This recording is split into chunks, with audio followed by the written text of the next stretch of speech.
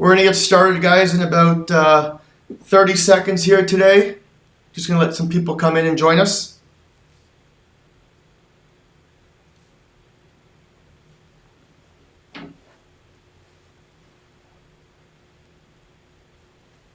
Hope everyone is having an amazing day. It's a rainy one here in Toronto, Canada, where our head office is. So this morning took a while to get down here to work, but hope everyone's having a great day. Also, a few hours ago, I was live on the Prospecting Unbound Summit. So if you didn't have a chance, I gave some good tips on emailing and subject lines. So that went live. You can go to unboundprospecting.com with Tibor Shanto. There's about 13 speakers over the next 48 hours that will actually be doing, talking about different things. We'll be talking about social selling, emailing, subject lines, etc. So it's a great summit, a great list of speakers. So you should definitely go check that out. Follow some of the summit speakers. And listen to them. If you want a link, let me know, and I can put the link at the bottom in the comments section if you want a link to listen to all the speakers that we're speaking today and tomorrow. I think it's October 16th and 17th, 13 speakers. Let me know. I'll share the link with you. It's free. All you got to do is put your email, so it's very easy for you guys to do. We have a very interesting topic today. Every week I try and choose a new topic, sometimes around sales, sometimes around emailing. We're going to get into some social selling, etc.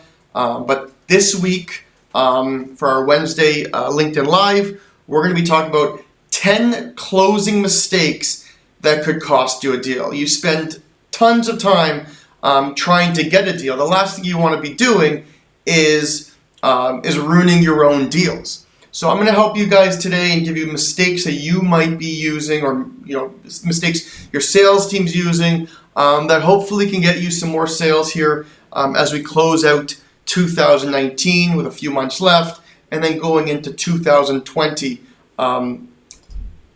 So I hope that will definitely help you. And you guys will get some value out of this as well. Once again, like every week, in the comment section, let me know where in the world you are listening in from. As I said, I'm in Toronto, Canada. Very, very rainy day. Let me know where you're listening in from. Also what you do, what your company does, because we always have people in the comments section that actually get new business from each other. They start reading comments, say, oh, John's in Texas and he does, he's a marketing agency. And Kevin goes in and says, oh, you're a marketing agency, I'm in Texas too, looking for one. So make sure you put in the comment section where you're calling it from and what you do and who you target, and hopefully you can get business like that. So we're going to get started. 10 closing mistakes that could cost you a deal. Closing a deal is undoubtedly the hardest part of the sales process. Even the best salespeople have to try hard and invest a great deal of effort into getting their prospects to seal a deal, and still they make closing mistakes in the process. The math is simple, guys. No matter how much time you spend romancing your potential customers, the only thing that counts is hitting your quota, hitting your number, hitting your Q4. So what is the problem? The problem lies in the fact that sales and closing tactics can't exactly be learned at a business school doing an MBA, and that it's a fluid process which usually requires some fine-tuning and making some bold moves on the spot, sometimes even relying on your gut feeling. Okay, so that's what I want to talk about today, and I want to go through 10 mistakes that I think can help you close more sales. The first one, not using questions. Okay, many sales reps tend to use statements instead of questions when they're phrasing their closes. An example: we can meet tomorrow at 2 p.m. Okay.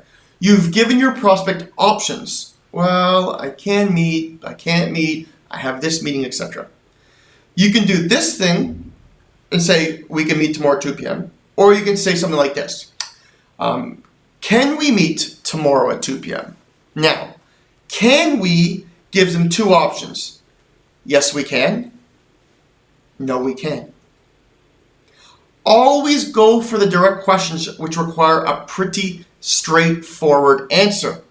And remember, statements don't close you the deal. The direct questions do. Okay? The second one that we found, and I was actually talking to a client of our sales platform, AutoClose, last week, and it was failing to overcome the discomfort of selling. So let's be honest and admit, selling can turn into a fairly uncomfortable activity if your fears and insecurities surface and get the better of you. The adrenaline rush and excitement easily morph into jitters, and you get cold feet. So what happens? Once this happens, you subconsciously become more focused on how to get the prospect to like you, and you stop actively listening to them. And the next moment, the needs of your prospect are lost on you. Subsequently, your plans fall through, and the prospect begins to slowly slip away and ignore you. So let's talk about how can we avoid this? Well, let that discomfort and unpleasant feeling grow on you. Get used to the number of uncomfortable situations which you'll have to deal with throughout the sales process or even your everyday life. And you have to say to yourself, look in the mirror and say, challenge accepted. Okay? Another way to avoid this, I would say, is, don't feel insecure when the conversation comes to a halt when you say the price. That's what always happens. Yes, the awkward silence can be extremely loud, but don't get fidgety and stop trying to justify yourself when discussing the price. The actual best policy is to simply let the information sink in and leave your prospect with their thoughts. So, what am I telling you guys to do? Embrace the discomfort and don't be afraid to take no for an answer. Why? And I wrote this a few days ago, is getting a no from a prospect means you are one step closer to getting a yes. So don't get discouraged by the no, but turn that into a yes. So number 3 I want to talk about today is, trying to make it easy for your prospect.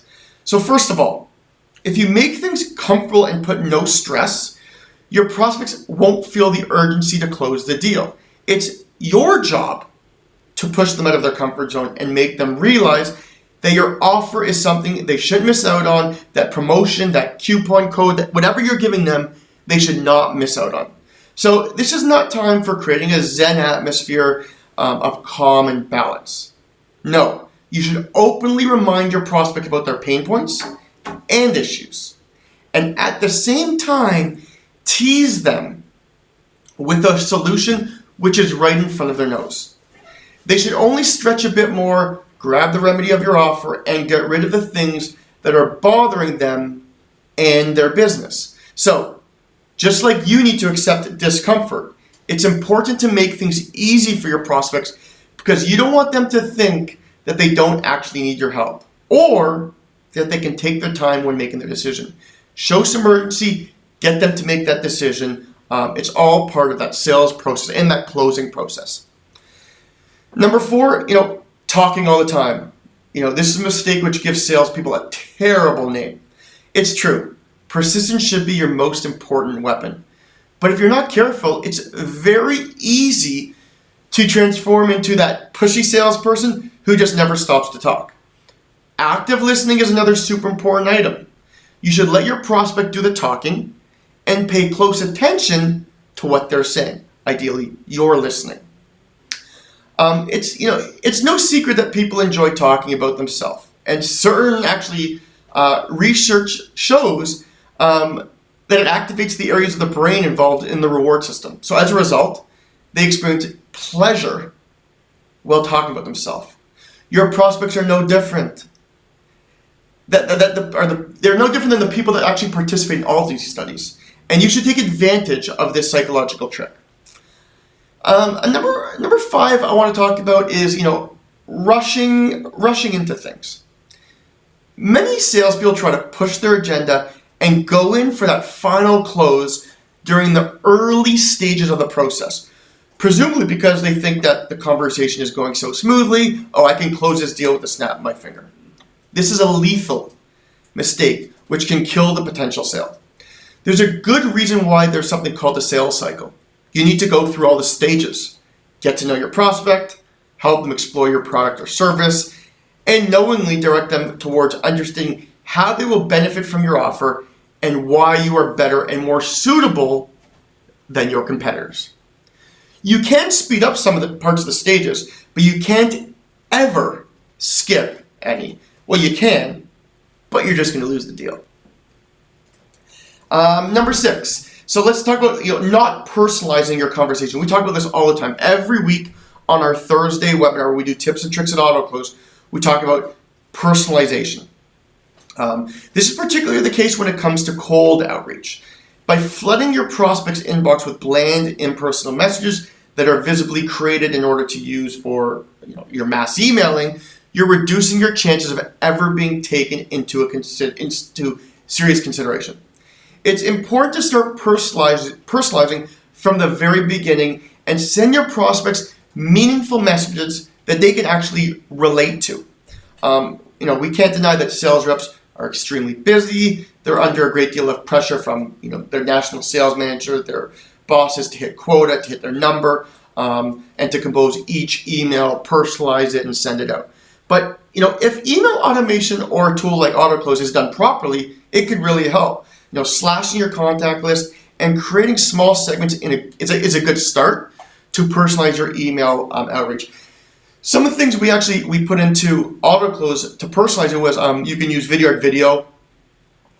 You could create your own different fields inside. Get little stuff off LinkedIn, interest. Is that prospect interested in tennis, golf? So there's a lot of different things you can personalize, and that's what really pushed AutoClose to do, to make that email that you're sending to one person or to 100 people feel like it's being sent to one person. Okay? Sorry guys, I just need my coffee. Number 7, not following up. This is a serious mistake because it takes about 5 attempts, sometimes more, to schedule a meeting with your lead. And a great deal of sales reps, I would say 40 to 45% of them, to be more precise, give up after one follow.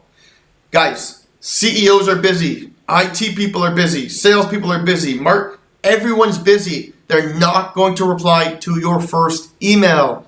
If you don't have a sequence scheduled, 5, 6, 7 emails, you're decreasing your chances of closing a deal. Make sure you follow up and don't expect the deal to close in the first email. It might, but don't expect it, because the majority of the time it won't. Number 8, not using mirroring. Now this is an interesting one. Good sales reps are even better psychologists. Mirroring someone is essential for establishing that close relationship and rapport. And it, in turn, is of vital importance for building a closer connection with your prospect. Observe your prospect and analyze their nonverbal communication, their body language. Try and mirror that. Listen to them carefully.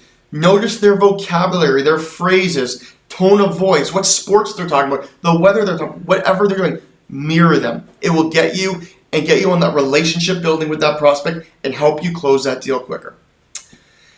Number 9, every sale, beating around the bush. This seemingly discreet approach is actually an evasive one, and it won't get you very far in sales. In order to get answers, you need to ask direct questions. We talked about this. So a sales rep who might ask, "What do you think about my proposal?" most probably won't get the answer he expects. Besides, such an indecisive and vague question fails to use action words which prompt prospects to even take an action. The previous question should sound like this. Bill, can I expect you to sign the proposal today? Why? This wording reflects a clear objective, and it requires your prospect to give you a very, very straightforward answer. Again, such a soft approach stems from the fear of hearing the scary no, which is why salespeople resort to using the language which isn't direct and which doesn't put any pressure on the prospects. You are in sales, guys. Put pressure on your prospects. Number 10, not taking no for an answer. As I said earlier, no means you are one step closer to a yes. Persistence is a two-edged sword. Be careful how you use it. If a prospect says no, don't try and argue or change their mind, because this way you're only hurting your chance of ever having an opportunity to work with that prospect. Maybe they just think it's too early, they don't have the budget, they need more time to think about it. By gracefully accepting this rejection, you won't prompt them to close the door on you for good. Of course, if you think that there's something else that you can offer, I would definitely go for it. So what I'm doing here is I'm giving you guys, 10 different ways to help you not make mistakes when closing the sale, okay? You might like some of them, you might dislike some of them. I'd love to hear your feedback in the comment section, but these are, stuff that I've used in my years of sales. I train our sales team. We consult with sales teams, and especially with AutoClose. For some of you guys who don't know what AutoClose is, we are a sales engagement platform with a built-in B2B database of over 30 million people that you can prospect to. But what we teach you guys how to do is personalize your outreach. Personalize the way you talk to these people using AutoClose. We talked about giving up after one follow-up. In AutoClose, you can create 5, 10, 15, 20, 25 follow-ups. Do it all, but do it all with a tool. Anyone in sales, business owners, your job is to close deals. You want more revenue. It's October. We're 2 months away left in Q4. 2020 is coming. Close more deals. What I will offer everyone today also, if you actually go to the AutoClose website, I will offer everyone a free trial to use the sales engagement and automate your follow-up. So you can go to our pricing page, sign up for a free trial today if you want to even test it out. But the most important, guys, is to start closing is to stop making mistakes. I hope, all the info I gave to you today, I love to hear your feedback. I love to hear anything that, any mistakes you find with closing sales. I'd love to hear what you think of the ones I mentioned in the comment section. We do this every week. We come up with different titles every week. If you have anything you'd like me to talk about, put that in the comment section. Like the video if you like the video, if you liked what I talked about as well. Obviously, we want to continue to do this for you guys, continue to give you guys nuggets and tips and tricks. So thank you guys so much. Have a great Wednesday wherever you are in the world. As we say here at AutoClose, keep closing with a K. Have a great day, guys.